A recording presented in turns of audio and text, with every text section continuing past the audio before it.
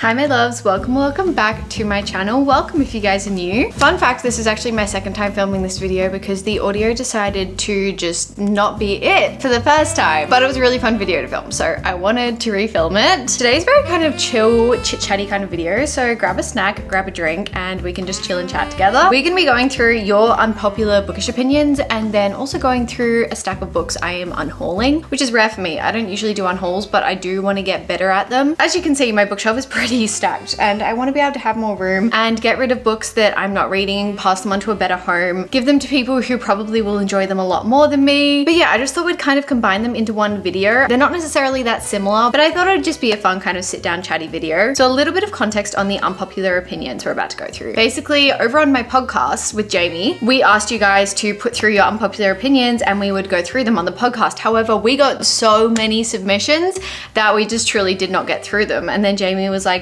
do you want to just go through them on our own channels for the rest of them? Because there's so many to go through. And I was like, yeah, that's a good idea. So if you want to see the first half of it, I will be sure to link the podcast video below. But yeah, this is the second half we're going to go through. So I think we'll start going through a few unpopular opinions and then we'll go through a few books and then just back and forth and we'll just have fun. I'll try and get through as many as I can. The first one that pops out to me is some book content creators are doing it just for the money. This is a really, really interesting claim, honestly. I find it really interesting when you guys put through your unpopular opinions because this doesn't really hasn't really occurred to me. I feel like it's hard for me to speak on everyone, obviously. I don't know people's intentions. Speaking from the people that I do know and from myself, personally, I do this because I love it. I love talking to you guys about books. I do not do this for the money. In fact, I actually don't make very much through this. In Australia, we don't have the TikTok Creator Fund, and that is kind of my biggest platform. That was where I started out my bookish content creation. So all the content I put out over there is just because I love you. Like, I'm not getting paid for that. And just because I like talking to you guys and interacting with you guys. And same with Instagram, obviously. And everyone else I can think of, like every other bookish creator I know and talk to and chat about books, every single one of them loves the community they have created in their corner of the internet so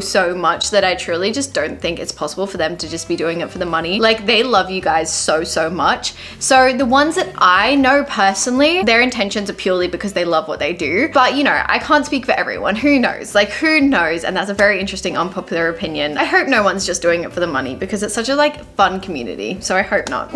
Morally grey men are not hot. This is kind of interesting because I feel like a lot of the kind of book talk boyfriends or whatever are morally grey characters. I can see where you're coming from this one though, honestly. Like, half the time I'm not obsessed with the same book boyfriends that everyone else is. There are a few morally grey characters that I absolutely love. Kaz from Six of Crows, one of my favorite characters I have ever read about. But I will say sometimes I'm not in line with them. I'm not in line with their morals. And I'm like, why are you doing this? Is there really reason for you to be doing this? So I do understand that. I do get where you're coming from. And sometimes morally grey just isn't your vibe, and that's okay. The book talk community is way too judgy about what other people are reading and how much they are reading. My 2 cents on this, as I said before, I started my book talk journey, my book content creator journey, I guess, on book talk. And I started about 2 years ago. And I will say, I do think the space has changed a lot since then. And obviously I'm not even an OG or anything. I do think it's changed a lot, but I don't think that's necessarily for the worse. Personally, I think it's all about the algorithm. If you end up on an algorithm where people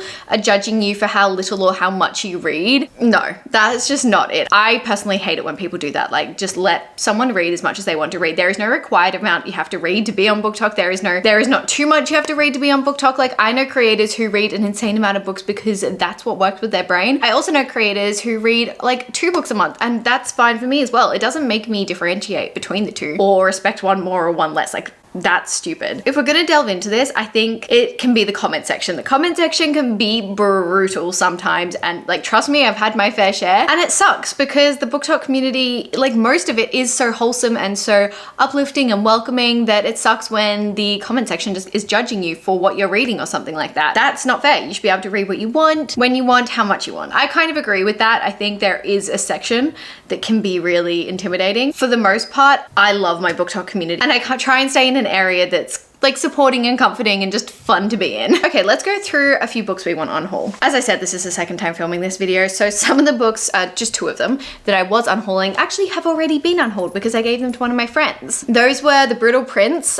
This is just not my kind of book. I didn't like the characters in this one. I didn't like the chemistry. I just don't think it's a series that's really me. I'm not really sure why I picked it up because it's a mafia romance and that's usually not what I'm interested in, so that was kind of on me. Like, I would fully take that blame. It just wasn't for me. I had a really hard time in this book. I didn't get the chemistry between the two. I didn't like the characters, and yeah. So this one was time for an unhaul, but I do want my friend to read it and I think she might like it. And then the other one was Way of Kings Part 1. I have the whole Way of Kings series, and I originally had, when Way of Kings was split into 2 parts, I had the part 1 of it. And now that I've got the whole book, I didn't need a duplicate. And again, another friend of mine has been wanting to read that series for a long time. So I was like, I'll pass that one on to you. The next book is None Shall Sleep by Elle Marney. I read this, I think about 2 years ago, and I had really high hopes for it because I was very much in a YA thriller kind of mood, and this is a YA thriller. But to me, this was very much similar to Silence of the Lambs, but in a YA setting. Like, it almost felt like a carbon copy of Silence of the Lambs, but in a YA setting, and that kind of confused me. Basically, we are set in the 80s, and we are following the FBI behavioral science section. Emma and Travis, 2 teenagers with valuable skills, are recruited to interview convicted juvenile killers for information on a cold case. So obviously you can already start to see some similarities, and just the main protagonist really reminded me of the main protagonist in Silence of the Lambs a little bit too much. So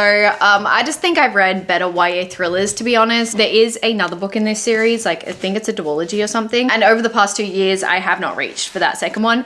So I just think there are some other people that will probably enjoy this book a lot more than me. I know some people, if I read this when I was younger, before I'd watched Silence of the Lambs, probably would have eaten this up. I would have loved it. But yeah, the writing wasn't bad or anything like that. Like, I would say it's a 3-star read. It's not a bad read. It just isn't one that I'm ever recommending and like holding for you guys, and it's just, yeah, I feel like somebody else will enjoy this more than me. Okay, going back to some unpopular opinions. These are so fun to read. Buying books and reading books as 2 separate hobbies. You look, to an extent I agree, purely from personal experience. To me, there is a big difference on going to the shop with one book in your mind, like say it's the next in a series that you're in the middle of, grabbing it, bringing it home and reading it, to like going book browsing and just going for the vibes and just picking up what you see, what you're gravitating towards. I do get that that's 2 very different hobbies. So yeah, to an extent I kind of agree, but at the end of the day I'm kind of just like, hopefully if you're buying the books you're going to read them at some point. Yeah, that one's kind of hard because I do know that like there is a big problem with like overconsumption in books as well, which obviously that's not an unpopular opinion, so we're not going to get into that one. Enemies to Lovers has no place in romance books and should only be in fantasy books. This is actually one I haven't really heard of before. An interesting concept. To be honest, I don't think I read a lot of enemies to lovers in romance books. I definitely read in fantasy books all the time. To be fair, I think there's a very blurred line between enemies to lovers not necessarily liking each other at first glance to lovers. There are a few books I've read that really does enemies to lovers well, but it's a kind of a hard achievement these days. I think the few enemies to lovers books I have read, they almost are more on the line of like Grumpy Sunshine, which, don't get me wrong, I love that trope, but even just like looking at my shelf now, I'm not sure that there's a lot of enemies to lovers. I mean, maybe in the Magnolia Park series there's 1 or 2 I can think of. I think it could be done well. I just haven't really read too many romance enemies to lovers. I've read academic rivals to lovers, but I don't think I've read enemies. I don't know if I can agree because I haven't actually read an enemies to lovers in a romance book that I can think of straight away. So clearly if I did, it didn't have that much of an impact on me. I want more body diversity in MMCs. Even short and fat guys can be hot. This is so funny. I love this. I love this. To be honest, same. Like, I want diversity in my MMCs. I'm kind of, I think again, we talked about this in the podcast when Jamie said if she reads another book describing the main male protagonist as smelling of pine, like she's gonna throw it, and I'm like, yeah, same. I think we need more diversity in our male love interests, honestly. To be honest, if they're written right, I totally agree. Short fat guy could be really hot as well. I reckon it would depend on the writing. Every reader should have literary classics that they genuinely enjoy on some level. I don't gravitate towards literary classics, but I do have a few favorites. Like The Great Gatsby is one of my favorite books I have ever read. Wuthering Heights, I absolutely love. I think they're worth reading. Like, I think there are some books like Little Women that are worth reading in your lifetime. Yeah, they might not be as addictive and fast paced as what you're used to, but I do think you're kind of right in the sense that I think they're worth reading. They're classics for a reason, I think. And you know, you don't have to have a favorite out of them maybe, but I do think it's worth reading and just seeing if you like them, seeing the talent in them, seeing like how they really shaped literature today. I think it's really interesting. So I do love a good literary classic. There are a few I've read that I didn't love, like don't get me wrong, but yeah, some of my favorite books are literary classics. All right, let's do a few more books to unhaul. So the first one is Say You Swear. This one, I was genuinely so excited going into this, but because people had pitched this to me as like Boys of Tom and vibes. It is a sports college romance, usually a setting I absolutely adore and just have the best time reading, and apparently it has a very strong emotional impact on you. Did not like this book. I know I'm kind of scared to say that. I did not like this book, and I do feel like I'm the minority for that. I did not connect to these characters whatsoever. The only character I enjoyed reading about was Noah. Twist that happened towards the end, it felt very 2012 Wattpad. I was kind of confused on a lot of these things that were happening. Got really confused as to why there is so much hype and love surrounding this. If I read this on Wattpad when I was in high school, I probably would have enjoyed it. I wouldn't have loved it, but I would have enjoyed it. But I think I had such high expectations because everyone loves it to death. I just thought it was going to be like changing my life, and it did not. To be honest, I just got really, really mad, and I had to really push myself through this book, which is not usually what you want for a sports college romance. So yeah, this one wasn't for me, unfortunately. I know I'm definitely the minority in that, but I do feel like it's time to find another home for this one. I don't want to just be pulling it out to hate on it, essentially. That's not fair for this book, so yeah. Happily Never After by Lynn Painter. Now, whilst I do love Lynn Painter's YA romances, this was the first adult romance I've read by her, and it just didn't do it for me. I didn't hate this book by any means. I think I gave it a 3 stars, but I just didn't find a lot of chemistry between the main characters. I wasn't gravitating towards wanting to read about them all the time. It was a little bit of a push to get through. Mainly the chemistry between the main protagonists was the thing that bugged me the most. It's a fun premise. We are following Sophie,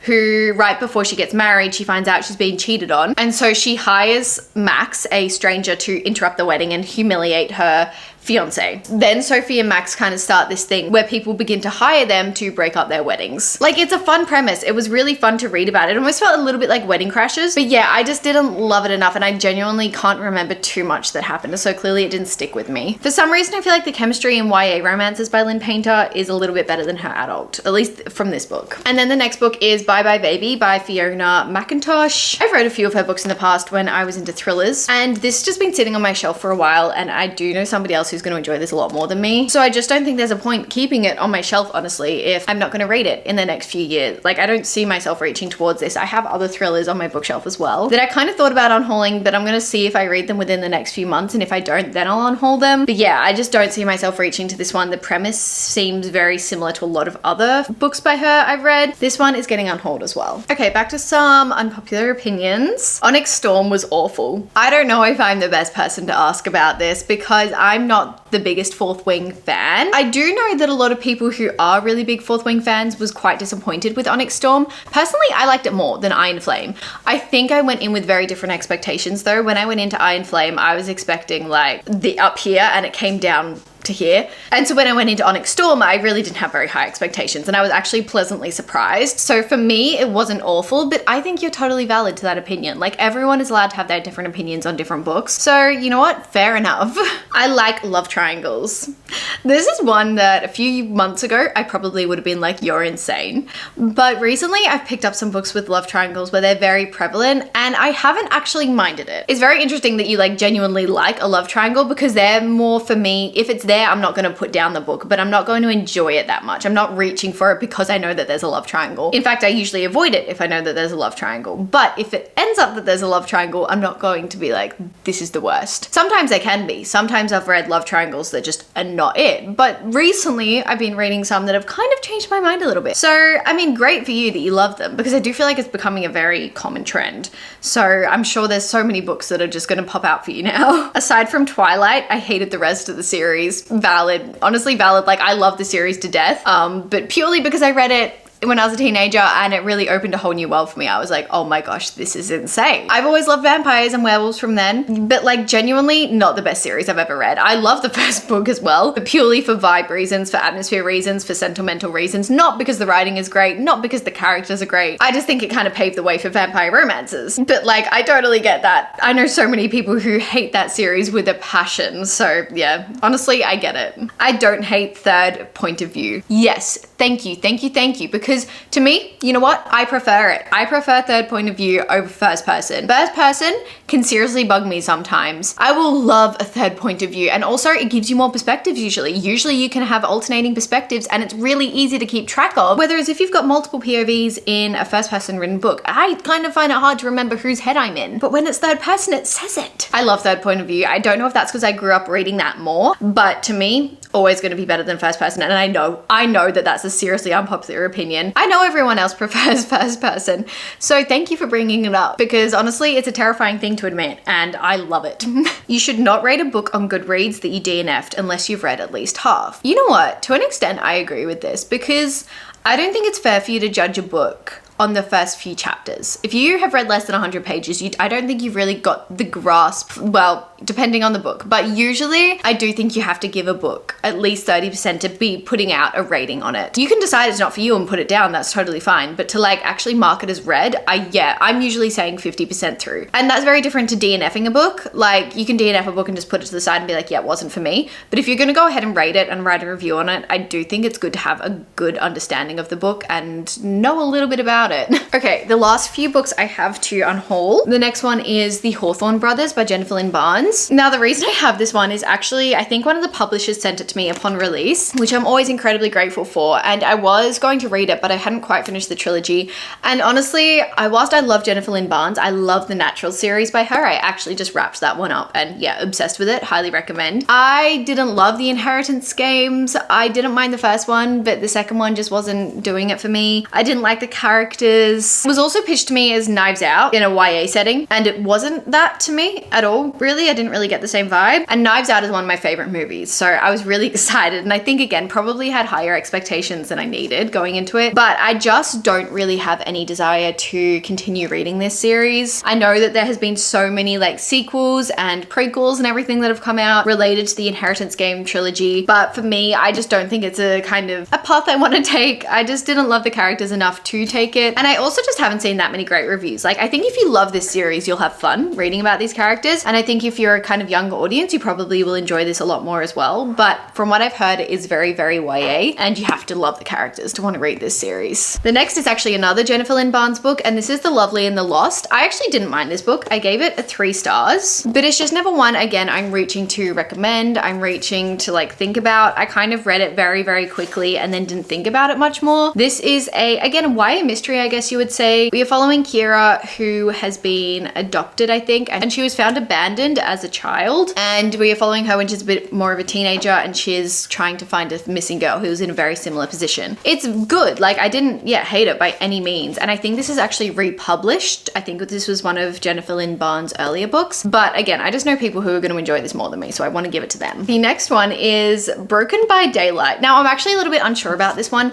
because this again was randomly sent to me as the 4th book in a fantasy series that I have not read. I haven't read the first book in this series, which is Bonded by Thorns, and I've heard very mixed reviews about this series as well. I do think it's a really fun series to read. Like I think it would be very easy to read, but I kind of wanted to ask you guys' opinion. If you have read it, do you think it would be something I enjoy? If it's an easy romantasy series, I'm more than happy to read it, and I probably will keep this by the time I get to the 4th book, but I probably will also read the first few on Kindle. Yeah, I've heard mixed things about it. Some people really like it, some people think it's boring and a copy paste of everything else that they've read. So yeah, I'm a little bit confused about this one and not sure what to do, but we do have a few more opinions to go through. Actually, we have a lot, but I'm just going to go through kind of a few more that stand out to me. Book opinions highly depend on when in your life you've read them. I think that is 100% true, especially as a mood reader. I talk about this all the time, but I am such a big mood reader, and if I pick up a high fantasy book when I'm in the mood for a romance or thriller, I am not going to enjoy it very much. And I feel like the same thing goes for like life experiences. If you pick up a book that is very much reflecting a hard time that you're going through in your life or something like that, it can hit really well and you can feel understood. But if you pick it up in a time where you just can't relate to that, or you just can't relate to it in general, then I don't think it's going to hit as hard. Sometimes you might not want to be in the mood to read a sappy little romance, whilst other people absolutely love that book to death. It just doesn't hit for you.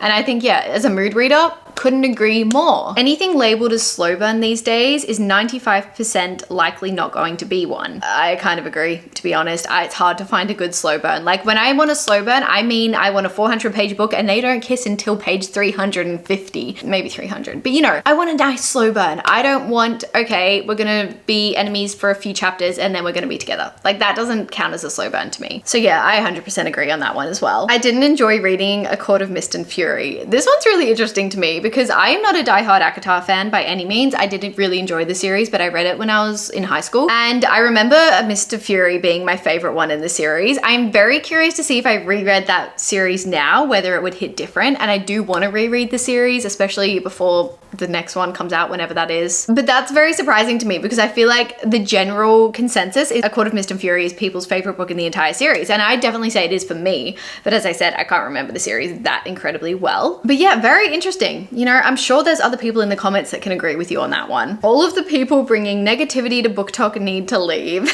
I don't want to say I agree, but I kind of agree. I think BookTok should be a fun space. I think it should be a great little community. I love the bookish community. I love this corner of the internet. The little corner of the internet we have created here is my favorite place in the world. And I wish we could just have that kind of positive vibe that we have here everywhere on BookTok, to be honest. I hate that there's negativity on BookTok. Like there doesn't need to be. And I also think you can express your opinions, especially if they're unpopular, in a very respectful way. If you don't like a book, that is totally okay, but you don't need to like slander it by any means. Okay, I think we're gonna do one more. I don't like epilogues. And I also got another one that was very similar, being we don't need a happily ever after epilogue in romance books. I kind of can agree. I do get a little bit sick of it when every single romance book ends with 6 months later, we were engaged. A year later, we were married. I don't think it needs to end like that. I think I'm happy knowing that our characters got together in the end and were happy and that they make each other happy. I kind of agree. I think sometimes in interconnected series, I love a good epilogue. Like in the Chestnut Spring series, I think in the last book there was an excellent epilogue, but some of them weren't needed throughout the rest of the series. And I do feel like Elsie Silver in particular, a lot of hers feel the same. When I read a romance epilogue that isn't them getting married, I'm very happy about it. But usually it doesn't add anything to the book in romance books. Fantasy books, totally different situation, I think. Those are all the unpopular opinions we're going to be going through today and the books I want on haul. I hope you guys enjoyed today's video. It was just a fun little chatty video, so I hope you had fun hanging out with me. I'm so sorry that this video was delayed as well. You'll just be getting extra videos from me this week, so look forward to that. Thank you for watching to the end. It truly means the world to me. I love you all so much, and I will see you in my next video.